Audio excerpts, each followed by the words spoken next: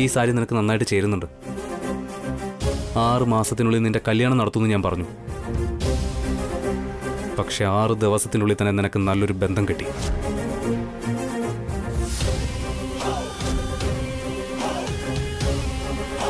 നിശ്ചയത്തിന് നീ ഈ സാരി ഉടുത്ത് കണ്ട പറഞ്ഞ് കളിയാക്കിയവർ പോലും ആശ്ചര്യത്തോടെ നോക്കി നിൽക്കേണ്ട അവസ്ഥ വരും.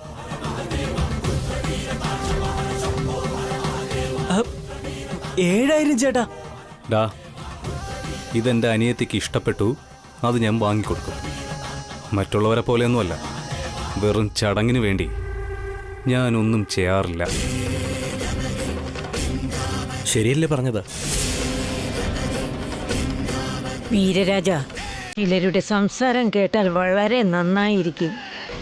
പക്ഷെ ശ്രദ്ധിച്ചു നോക്കിയാലേ അറിയാൻ പറ്റൂ പൊട്ടിപ്പോയ ചെരുപ്പം ഇട്ട് നടക്കുന്നവരാണെന്ന്.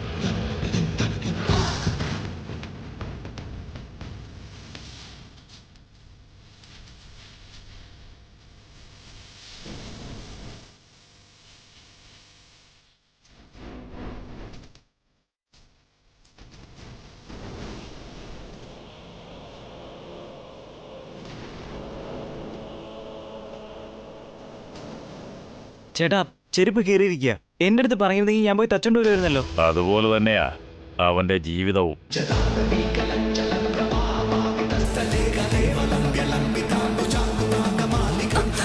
ഏട്ടാ,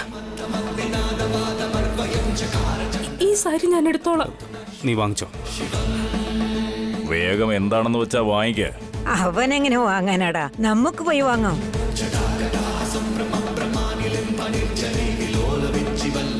ഏട്ടാ, ഒരു 500 രൂപ തന്നെ. എന്തിനാ മോളെ? തന്നെ ഏട്ടാ, പറയാം.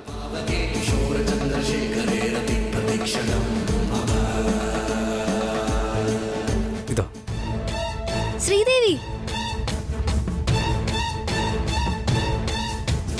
എന്ത് വാങ്ങാനായിരിക്കും ചേച്ചി പോയത്? ഏട്ടാ, എന്റെ നിശ്ചയത്തിന് ഈ തവണ ഏട്ടാ പാന്റ് ഷർട്ട് ഇടൂ. അതെ ഏട്ടാ, ഏട്ടൻ ഒരു തവണയൊന്ന് ഇട്ടൂടെ പ്ലീസ്? അതിൻ്റെയൊക്കെ ആവശ്യമുണ്ടോ മോളെ? ചേട്ടാ, സഹോദരിമാരെ ആഗ്രഹിച്ച് പറയുന്നതല്ലേ, അവരെ എന്തിനു നിരാശപ്പെടുത്തണം? ചേട്ടൻ പോയി ഡ്രസ് ഇട്ടിട്ട് വാ, ചെല്ല്. ആ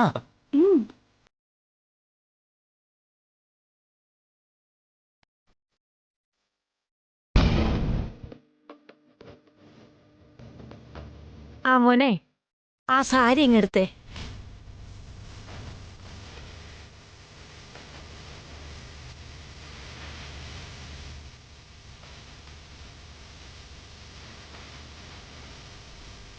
ഈ സാരി നന്നായിട്ടുണ്ട്. എത്രയതിന്? എന്താ വില ചോദിച്ച് ഞങ്ങളുടെ മാനം കളയാനാണ് നിന്റെ തീരുമാനം?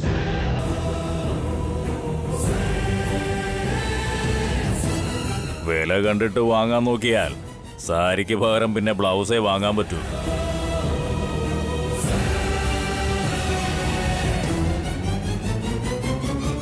മോളെ ശിവാനി, നിനക്കിഷ്ടപ്പെട്ടത് വാങ്ങിച്ചോ. വിലയല്പം കൂടിയാലും കുഴപ്പമില്ല, പക്ഷെ നന്നായിരിക്കണം. മുത്തശ്ശി പറഞ്ഞത് നിനക്ക് മനസ്സിലായില്ലേ? ഇത് നോക്കൂ മാഡം. പാവൻ ചേച്ചി, ശിവാനിക്ക് ഇഷ്ടമില്ലാത്ത കല്യാണം നടക്കുന്നേ. കുറച്ച് പതുക്കെ സംസാരിക്കേ. ഇവരുള്ള സ്ഥലത്ത് നമ്മൾ മിണ്ടാതിരിക്കുന്നേ നല്ലത്. ഇത് നോക്കൂ. ഇത് നന്നായിട്ടില്ലേ മോനെ? ആ, ശിവാനി, ഈ സാരി എനിക്ക് ഇഷ്ടപ്പെട്ടു. നിനക്ക് ഇഷ്ടപ്പെട്ടോ ശിവ? അവളോട് എന്തിനാ ചോദിക്കുന്നേ? പോയി ഈ സാരി ഉടുത്തിട്ട് വാ, ഞാൻ കാണട്ടെ. ശിവാനി, വാ മോളെ.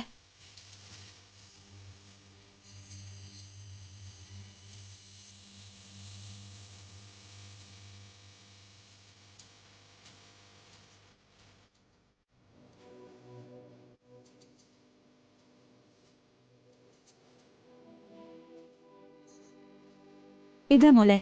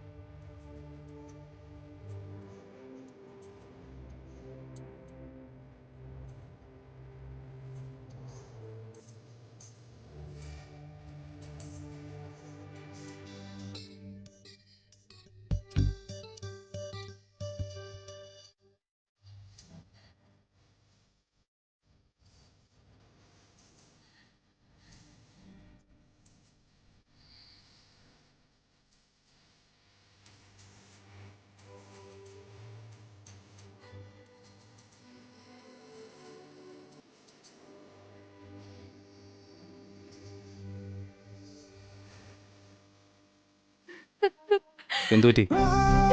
നീ എന്തിനാ കരയുന്നത്?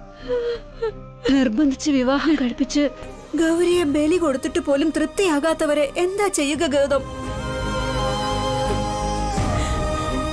ഈ കല്യാണത്തിന് നിനക്ക് താല്പര്യമില്ല? ഇല്ല ചേട്ടാ, കഷ്ടപ്പെട്ടാ പഠിച്ചത്. എക്സാം എഴുതിയാൽ തീർച്ചയായും ഞാൻ ഇൻസ്പെക്ടർ ആവും. എന്റെ ഇഷ്ടങ്ങൾ എന്താണെന്ന് മനസ്സിലാക്കാതെ എന്റെ എല്ലാ പുസ്തകങ്ങളും അവർ കത്തിച്ചു കളഞ്ഞു.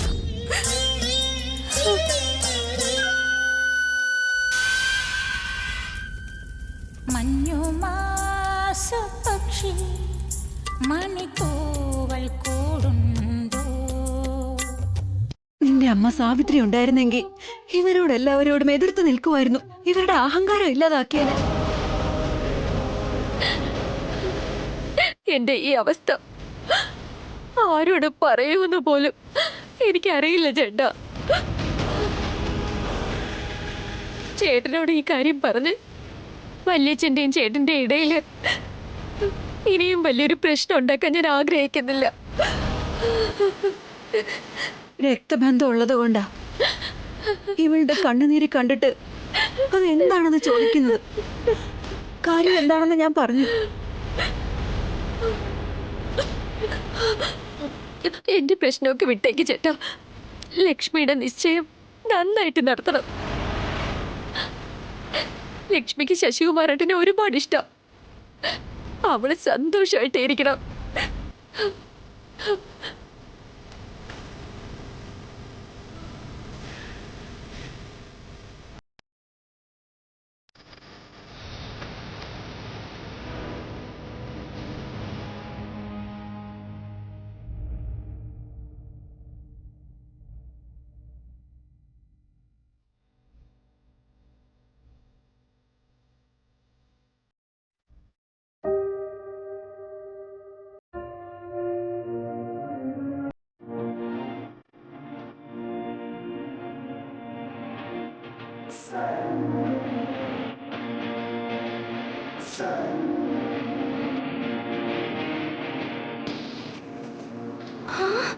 ചേച്ചി അങ്ങോട്ടൊന്ന് നോക്കിക്കേ.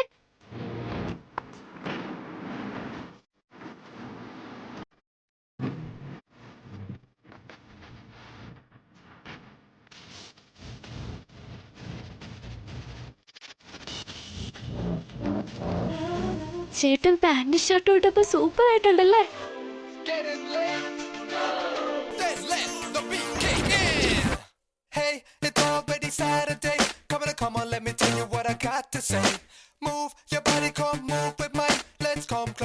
ഹീറോയെ പോലെ ഉണ്ടല്ലോ ചേട്ടാ.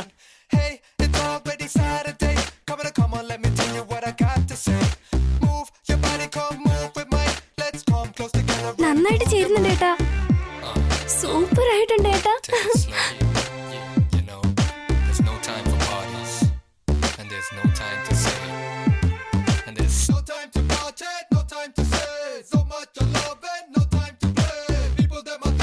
ചേട്ടാ, ഇത് ചേട്ടൻ തന്നെയാണോ? കാണാൻ നല്ല ഭംഗിയുണ്ട്. അത് ശരി, പറഞ്ഞത് കേൾക്കാതെ നീ ഇത് എവിടെയാ പോയിട്ട് വന്നത്?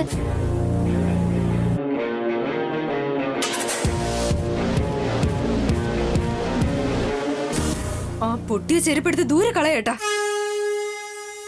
കണ്ണ് കിട്ടാതിരിക്കും.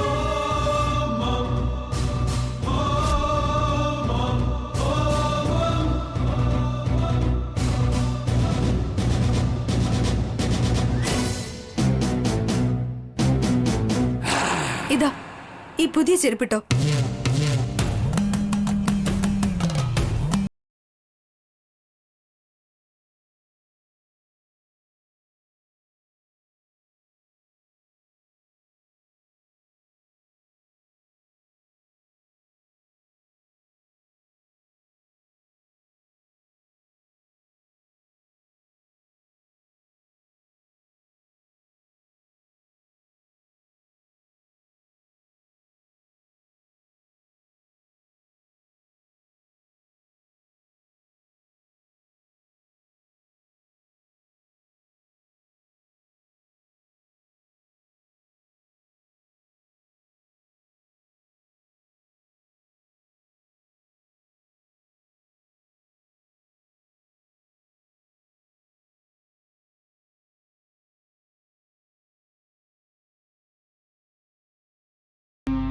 എല്ലാം നല്ലതിനു വേണ്ടി തന്നെയാ ചേട്ടാ.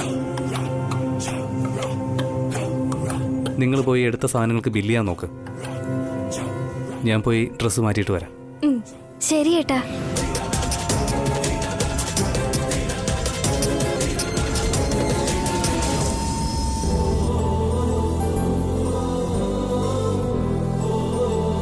ദാ.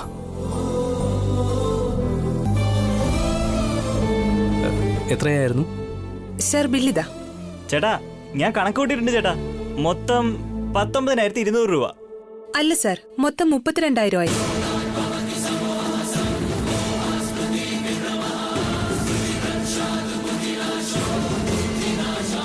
അതെങ്ങനെയാവുന്ന കണക്ക് തെറ്റാ ചേട്ടാ. അതെങ്ങനെയാ സർ തെറ്റാവുന്നേ? ബില്ല് എങ്ങനെയാ ഇട്ടിരിക്കുന്നതെന്ന് ഇവർക്ക് മനസ്സിലാകുന്ന രീതി പറഞ്ഞു കൊടുക്കുക.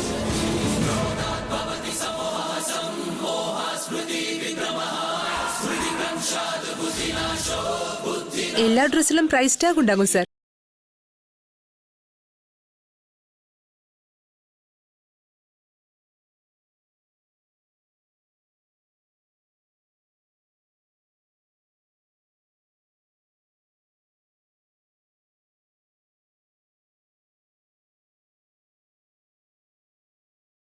ദേഷ്യപ്പെട്ട് വില നോക്കാതെ ആയിരിക്കും സാരി സെലക്ട് ചെയ്തത്.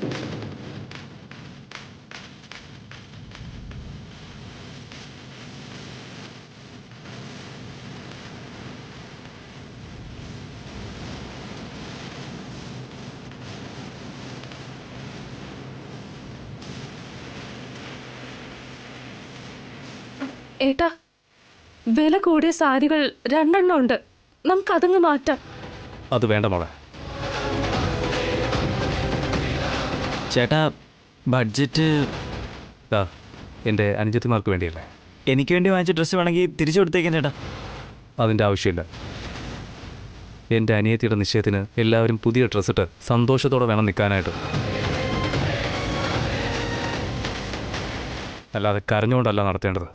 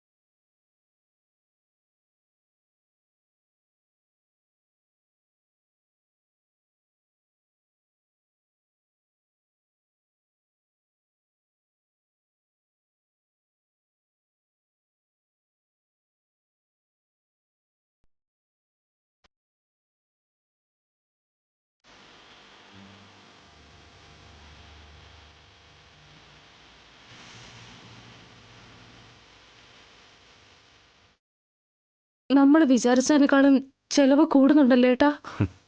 ആവും മോളെ. കല്യാണമെന്ന് വെച്ചാൽ അങ്ങനെയൊക്കെ തന്നെയല്ലേ. ആകുമെന്ന് ഏട്ടൻ വളരെ എളുപ്പത്തിൽ പറഞ്ഞു. കൊടുത്ത വാക്ക് പാലിക്കാനായിട്ട് ഏട്ടൻ എന്തുമാത്രം കഷ്ടപ്പെടുന്നുണ്ടെന്ന് ഞങ്ങൾക്കറിയാം. ചേച്ചി ഐഡിയ ഒക്കെ നല്ലതുപോലെ പറയുന്നല്ലേ. എന്തു പറ്റി? അതിനുവേണ്ടി ഞാനിപ്പോൾ എന്താ ചെയ്തേ ഇങ്ങനെയൊക്കെ സംസാരിക്കാനായിട്ട്? അതല്ല ഏട്ടാ, ഏട്ടൻ ഇങ്ങനെ കണക്ക് നോക്കിക്കൊണ്ടിരിക്കുന്നത് ഞങ്ങൾക്ക് ഇഷ്ടപ്പെടുന്നില്ല ഏട്ടാ. അതുകൊണ്ട് ഞാൻ സ്കൂളിൽ ജോലി ചെയ്യുന്നില്ല ഏട്ടാ. എനിക്ക് പേഴ്സണൽ ലോൺ കിട്ടും ഏട്ടാ. ഞാൻ എൻ്റെ സ്കോളർഷിപ്പിന്റെ പണവും തരാം.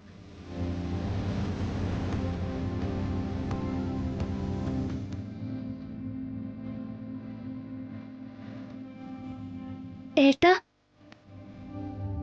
ഏട്ടൻ എന്നെ സ്കൂളിലാക്കിയിട്ട് പോകുമ്പോൾ തരുന്ന ചില്ലറകളെല്ലാം ഞാൻ ഇതിനകത്ത് തന്നെ സൂക്ഷിച്ചു വെച്ചിട്ടുണ്ട്. എത്ര തന്നെ ഉണ്ടെങ്കിലും ഏട്ടൻ തന്നെ എടുത്തോളൂ.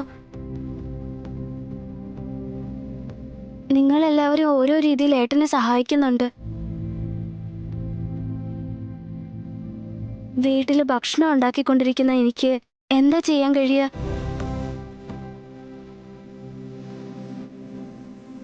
ആ ഏട്ടാ, ഞാൻ ഒരു നേരത്തെ ഭക്ഷണം ഒഴിവാക്കിയ അത്രയും ചെലവ് ഏട്ടന് കുറഞ്ഞു കിട്ടില്ല ഏട്ടാ?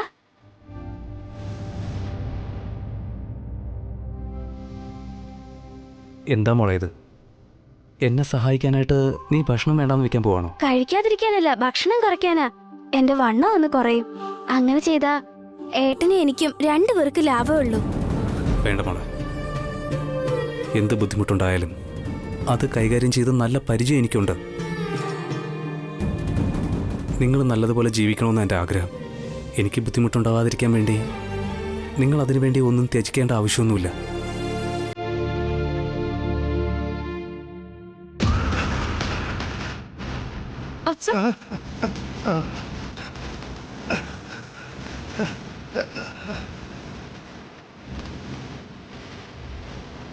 മുകുന്ദൻ ചേട്ടാ, അതെ മുകുന്ദൻ ചേട്ടാ, നിങ്ങളൊന്ന് പുറത്തേക്ക് വന്നേ. നിന്റെ അച്ഛൻ വീട്ടിലേക്ക് വന്നോ? എന്താ കാര്യം? എന്താ പറ്റിയെന്നോ? നിന്നെ കുറിച്ച് ഓർത്തിട്ടാ ഞങ്ങൾ ഇവിടെ അകത്ത് കയറാൻ നിൽക്കുന്നത്. ഇല്ലായിരുന്നേ ഉണ്ടല്ലോ. ചേട്ടാ, നിങ്ങൾ എന്താ സംഭവിച്ചെന്ന് പറഞ്ഞില്ല ഇതുവരെ. കൗണ്ടറിന്റെ അകത്തേക്ക് കയറി വന്ന് അവിടെ ഉണ്ടായിരുന്ന കുപ്പി എടുത്തോണ്ട് നിന്റെ അച്ഛൻ അങ്ങ് ഇറങ്ങി പോയി കളഞ്ഞു.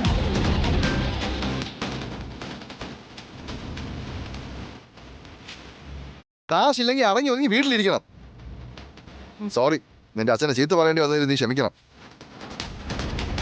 എത്രയാണ് ഞാൻ തരേണ്ട? 600 രൂപ.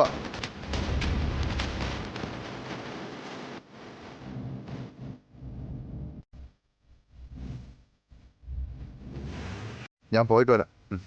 വാടാ.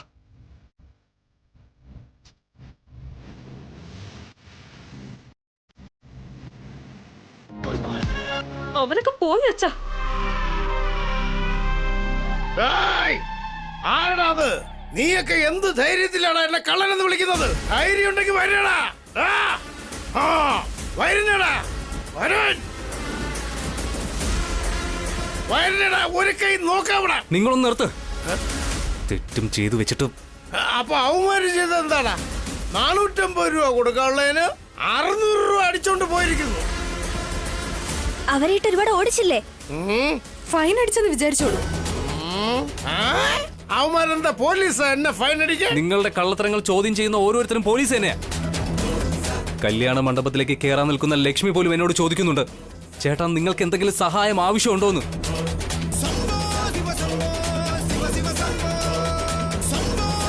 നിങ്ങൾക്കറിയോ, ശ്രീദേവിയും ഗൗരിയും എന്തിനു പറയുന്നു, ഈ ചെറിയ കുട്ടിയായ ദുർഗ പോലും അവള് കൂട്ടിവെച്ച 100ഉം 200ഉം വരെ എനിക്ക് തരാനായിട്ട് നിൽക്കുന്നു.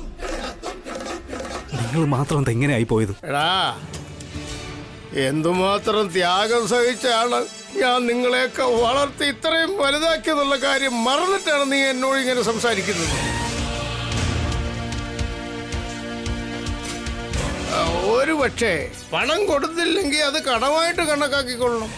അല്ലാതെ വീട്ടിൽ വന്ന് ഇരട്ടിപ്പണം മാറ്റിട്ട് പോകൂടാ. അവരൊക്കെ ഞാൻ നാളെ എടുത്തോളാം.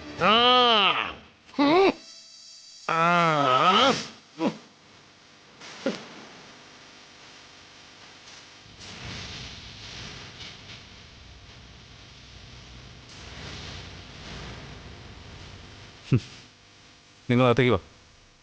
കഴിച്ചു കാണോ എന്തോ ഏട്ടാ? ചേച്ചിക്ക് പാവം ഒന്നും തോന്നണ്ട. വിശക്കുമ്പോ വന്ന് താനെ കഴിച്ചോളൂ. നിങ്ങൾ വാ.